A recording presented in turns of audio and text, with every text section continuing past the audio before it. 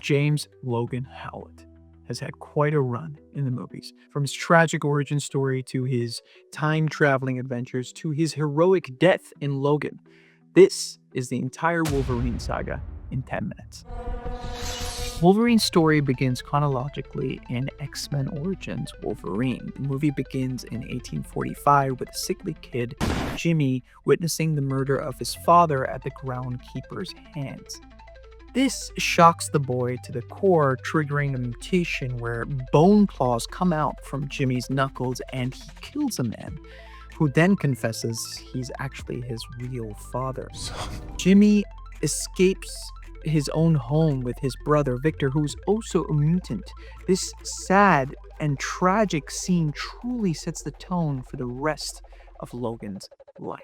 Fast forward to the 1970s in Vietnam, James, now going by Logan, and Victor have fought together throughout several wars, but the latter has become increasingly violent, leading to their execution.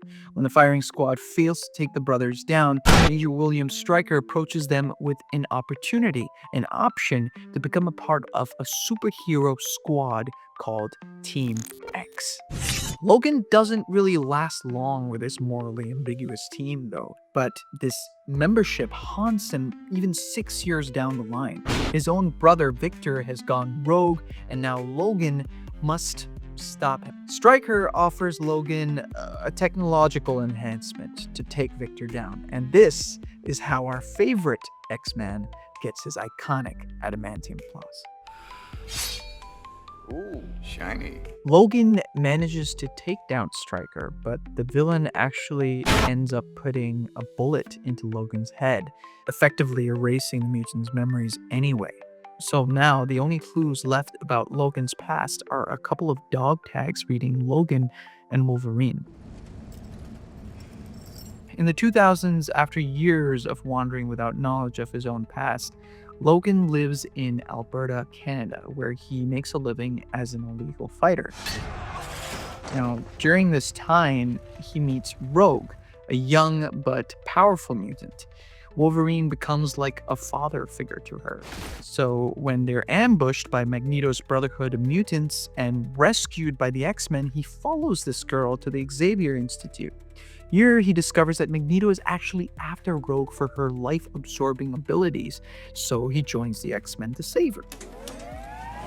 After defeating Magneto, he sets to Canada in an attempt to learn more about his past. And during this time with the X-Men, he also meets Jean Grey, a telepathic mutant who becomes Wolverine's biggest unrequited love. Not too far in the future, though, Logan begins to look for clues of his past in Canada. While the mutant community struggles with discrimination following a mutant attack at the White House, Wolverine meets William Stryker again. Logan doesn't really recognize Stryker, though, but he soon learns the truth about his own past, his claws, and his amnesia. They're all Stryker's fault. During this movie, Logan and the mutant community, both the X-Men and Magneto's Brotherhood, fight off Stryker and his anti-mutant plans. In the end, the superheroes manage to take him down, but Jean Grey sacrifices herself in the process, leaving Logan heartbroken. A couple of years later, Jean actually returns, but she isn't herself anymore.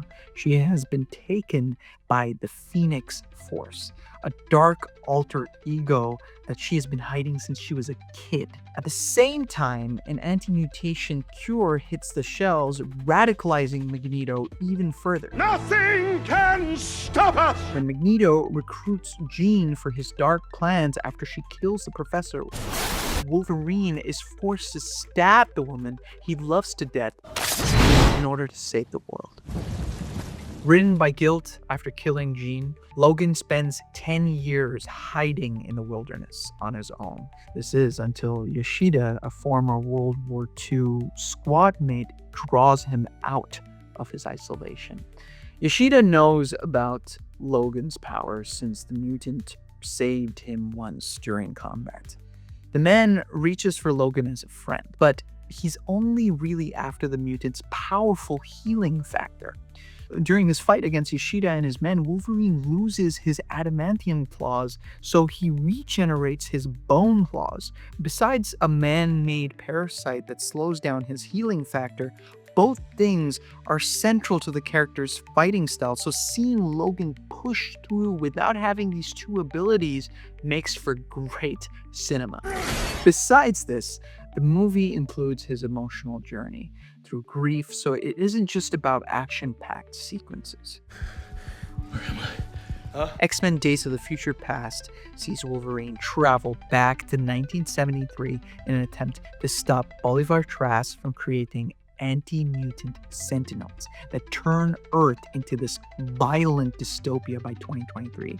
So, to succeed, Logan has to do what he hates the most: work together with others. To save the mutant community's reputation, he has to convince and even inspire others to follow him, which is a very new thing for a gruff character. In the end, Logan and his team manage to stop the Sentinel program, so Wolverine returns to his own year, Welcome back. only to discover that everything has changed for the best. In this new timeline, the original trilogy never happened. Jean Grey is back, Rogue is safe, and Xavier's Institute is at its peak. In 1973, Mystique saves that timeline, and Logan's cruel experiments with Stryker never ever happen. This is a surprising twist, because as much as it is a happy ending for the character, it is rendered meaningless in the following films. In X-Men Apocalypse, it is revealed that Logan gets his adamantium claws anyway, which means Stryker found his way back to the mutant and turned him into Weapon X. A young Jean Grey helps him recover his memories, but the film really doesn't delve into his story much. Instead, it really focuses on the mutants' battle against Apocalypse. In this movie, Wolverine's healing factor is now failing due to a virus designed to end the mutant race. Xavier has Alzheimer's, society has gone rogue, and the mutants are now hunted without anyone to help them, since the professor killed all the X-Men by mistake when he had a seizure. While living in Mexico, Logan is asked to take care of this 11-year-old mutant and escort her into safe haven that's called Eden. He discovers that Laura was actually created with his DNA, so technically she's his daughter. And it takes a while for Logan to warm up to this girl, but he eventually does.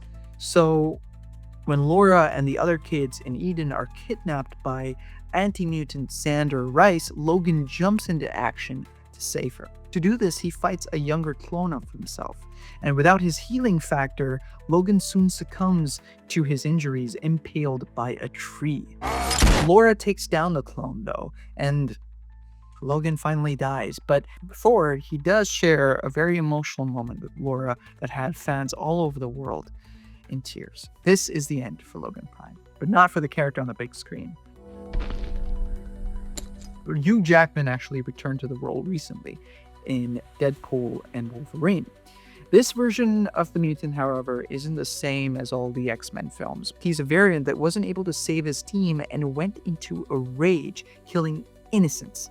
Ashamed by his actions, Logan drinks himself daily into oblivion. When Deadpool gives him the chance to redeem himself, he doesn't exactly jump at the opportunity. However, by the end of the film, he's happier than he was before, joining forces with Deadpool. Since this debuted less than a year ago, it's too soon to know if this Wolverine will live on to have more adventures in the MCU or not. But fans can only hope, right?